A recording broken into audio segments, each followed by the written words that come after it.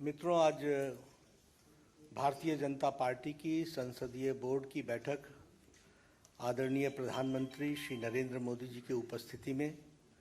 और सभी संसदीय बोर्ड के सदस्यों के बीच में हमारी आज बैठक हुई। और हम सब लोग जानते हैं कि 15 जून को राष्ट्रपति के चुनाव की अधिसूचना जारी हुई थी और उसी समय ये अधिकृत किया गया था पार्टी की ओर से कि हमारे वरिष्ठ नेता भारत के रक्षा मंत्री श्री राजनाथ सिंह जी और मैं पार्टी के अध्यक्ष के रूप में विभिन्न घटक दलों से और हमारे जो यूपीए के पार्टियां हैं उनके नेता उनके साथ हम बातचीत करें और बातचीत करके राष्ट्रपति के चुनाव के लिए सर्वसम्मति बनाते हुए हम आगे बढ़ें। हमारे आदरणीय राजनाथ जी ने यूपीए के घटक दलों के नेताओं के साथ बातचीत की, कुछ के साथ उन्होंने बातचीत की, कुछ के साथ हमने बातचीत की। बातचीत का दौर चलता रहा, लेकिन कोई सर्वसम्मति पर आने की बात हो नहीं पाई और नामों की चर्चा के बारे में भी कोई सर्वसम्मति नहीं हो पाई। और आज हम जानते हैं कि यूपीए ने अपना राष्ट्रपति का प्रत्याशी घोषित कर दिया है। इसलिए आज की बैठक में हम सब लोग जो संसदीय बोर्ड के सदस्य थे, सब इस मत के आए कि Bharatiya Janata party NDA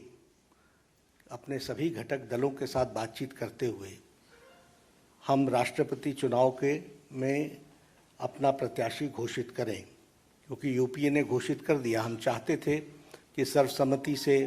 candidate आए, क्योंकि राष्ट्रपति का चुनाव सर्वसम्मति से होता है तो अच्छा रहता है। लेकिन इस प्रकार का उन्होंने जब कैंडिडेट घोषित कर दिया तो हम लोगों ने आज बैठक में हमारे अपने एनडीए के घटक के लोगों के साथ बातचीत करते हुए और लगभग 20 नामों पर हमारे यहाँ लंबे दौर की चर्चा हुई और चर्चा में सब लोगों के साथ बातचीत करते हुए एक सर्वसम्मति इस बात पर बनी कि सभी नामों पर चर्चा हुई, विस्तृत चर्चा हुई, लेकिन कुल मिलाकर के ये बात सामने आई कि हमें प्रत्याशी के रूप में कोई पूर्व से ढूंढना चाहिए, भारत के पूर्वी क्षेत्र से ढूंढना चाहिए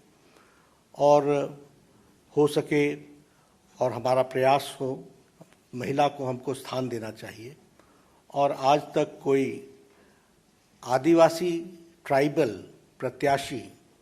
राष्ट्रपति के रूप में नहीं आया है, इसलिए हमें ट्राइबल पर और पहली बार कोई ट्राइबल को भारतीय एनडीए की तरफ से हम कैंडिडेट बना सकेंगे, ऐसा संसदीय बोर्ड पार्लियामेंट्री बोर्ड का मत था। और इसलिए श्रीमती द्रौपदी मुर्मू इनको राष्ट्रपति का प्रत्याशी घोषित किया गया है एनडीए की तरफ से। और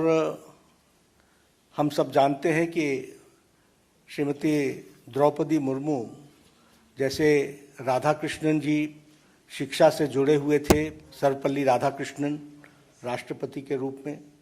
उसी प्रकार द्रौपदी जी का भी जीवन आजीवन शिक्षा से जुड़ा रहा और वो टीचर के रूप में, शिक्षक के रूप में उन्होंने अपना जीवन प्रारंभ किया। बाद में वो काउंसलर भी बनी और वाइस चेयरपर्सन रायरंगपुर की बनी और उसके बाद उन्होंने एक लंबा अरसा विधायक के रूप में देखा और विधायक के रूप में वो मंत्री बनने का भी उनको सौभाग्य मिला। उन्होंने सरकार में मंत्री के रूप में भी गवर्नमेंट ऑफ उड़ीसा में transport, commerce, animal husbandry ministry और फिशरीज मिनिस्ट्री को भी उन्होंने संभाला। और सबसे अच्छी बात यह भी रही कि उन्होंने Neelkanth award for best MLA 2007 का वह भी उन्होंने अर्जित किया, उनको मिला। और बाद में वो 2015 से लेकर 2021 तक झारखंड स्टेट के गवर्नर रहीं। तो इस तरीके से उनका राजनीतिक जीवन रहा है। एक बहुत ही संवेदनशील महिला नेत्री, जिन्होंने शिक्षा से अपने आप को जोड़ करके जीवन में आगे बढ़े और जो जो जिम्मेवारियां उनको दी गई उन्होंने बहुत उत्तम तरीके से उसको निभाया है। इसलिए एनडीए ने और एनडीए के सभी घटक दलों के साथ बातचीत होते हुए आज संसदीय बोर्ड ने श्रीमती द्रौपदी मुर्मू को अपना राष्ट्रपति के कैंडिडेट के रूप में घोषित किया है। बाकी जानकारियां और डिटेल हम देंगे, उनका बायोडाटा आपको अटैच कर दिया जाएगा। यही घोषणा मुझे करनी थी। तो ये भी सब डिटेल्स वर्कआउट होगा, हम लोग उसके दृष्टि से चर्चा करेंगे, लेकिन घोषणा हुई है यह मैं